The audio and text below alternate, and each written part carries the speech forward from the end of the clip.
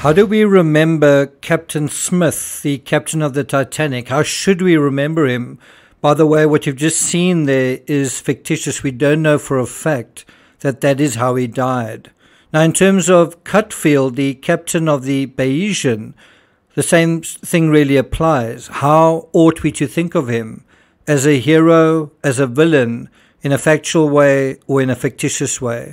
I got nightmares in my head, I fear.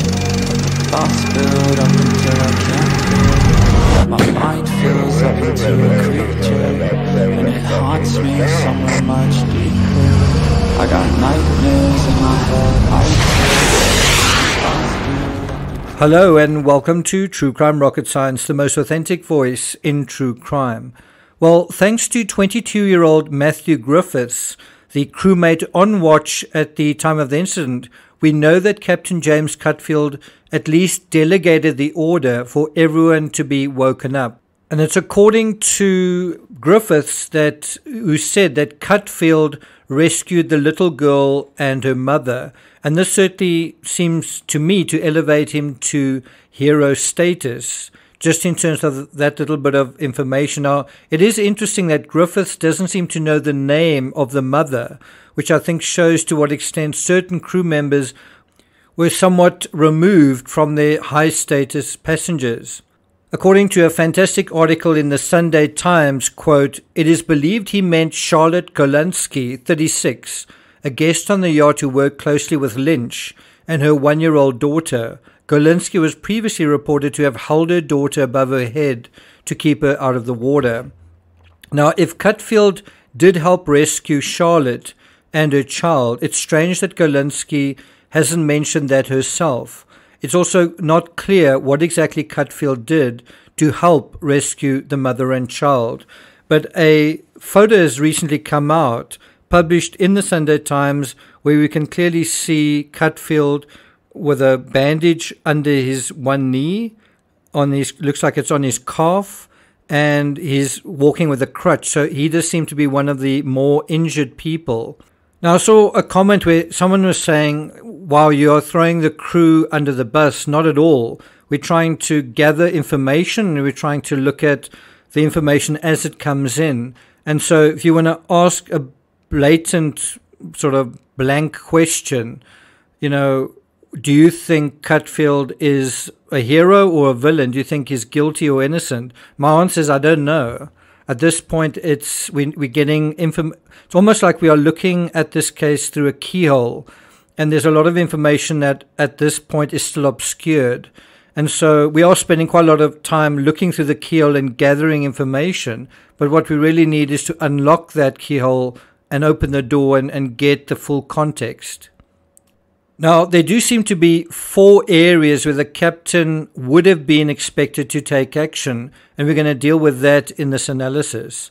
Before we get to that, if you haven't subscribed to the channel, please do. Once again, if you find this analysis interesting, there's some excellent additional information that has come out just in the last 24 hours, so look out for that. We'll be looking at the timeline, and I can assure you there's certain aspects of the timeline that you probably weren't aware of. A couple of shockers there. And then there's also additional eyewitness testimony that has been compiled in that excellent article that came out today in the Sunday Times. So look out for that. If you find this analysis worthwhile, please like, share, leave a comment. You can also hit the thanks button, and let's get started.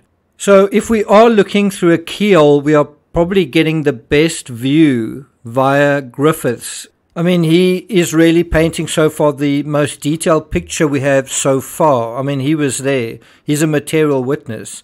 And so what he apparently said, according to the Anza news agency, that's a local news agency, he said, the boat was tilted and we were walking on the walls. We rescued those we could. Also, Cutfield rescued the little girl and her mother. So now let's deal with these 4 areas where the captain would have been expected, I think, to take action. Number 1, anticipating the storm.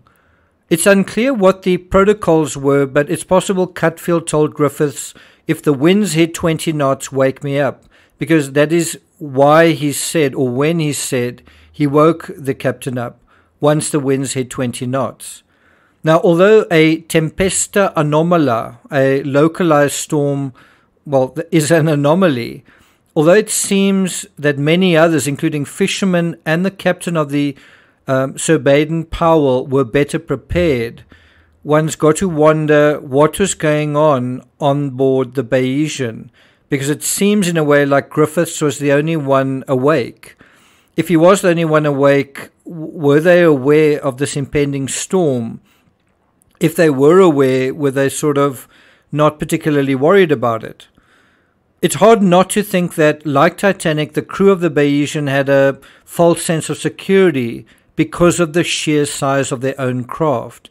The Titanic dismissed the threat of icebergs for this reason, and the Bayesian dismissed the threat of the weather apparently until the last moment. Now, by the way, if you're wondering, is the captain of the Titanic responsible?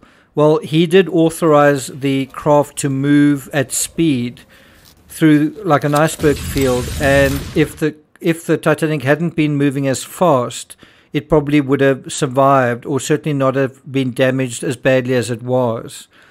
And so, anticipating icebergs and anticipating a storm are kind of similar psychologically. That brings us to number 2, the keel. Wasn't it the captain's responsibility to deploy the weighted keel? Now, we are going to talk about that in more detail, how much it weighed, and also certainly the idea that there might have been something wrong with the mechanism because it was retracted. Was there something wrong with the mechanism? Was there some other reason it was retracted? But the bottom line here is, wasn't it the captain's responsibility to deploy the weighted keel? And one would imagine the moment that things were going haywire, when he sort of woke up, the first thing he probably needed to do was deploy the weighted keel. Did he take action in that regard? Was he trying to do that? In line with that is number 3, starting the engines. Was he making any attempt to start the engines? Or was he woken up so late in the game that all he was really doing was basically crisis management? There was nothing he could do to anticipate, to mitigate. All that he could do was deal with the crisis that was already unfolding. In other words, there was minimum preparation, just response and reaction. And that brings us to number 4, alerting the passengers.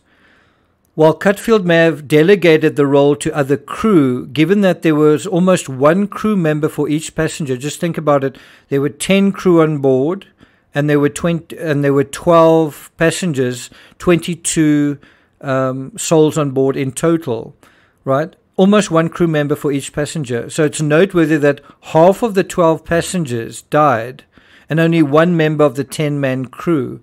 Had each crew member just found a friend, found a passenger, and sort of taken them on the route that they needed to go. When there's a fire emergency, there's a designated way to get out of a building. Well, the same applies to a ship.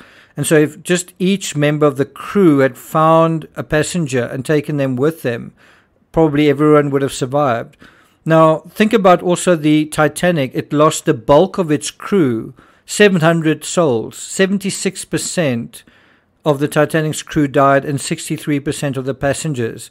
In this case, it was the opposite. Most of the passengers died and a small percentage of the crew.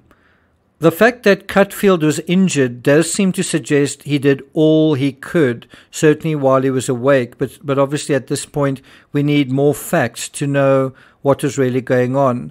And in order to get there, we're going to deal with the fascinating timeline, which I think does need to be, like we deal with in true crime, the timeline does need to be explored. So we'll deal with that in the next analysis. Thank you for listening, and I'll see you guys next time.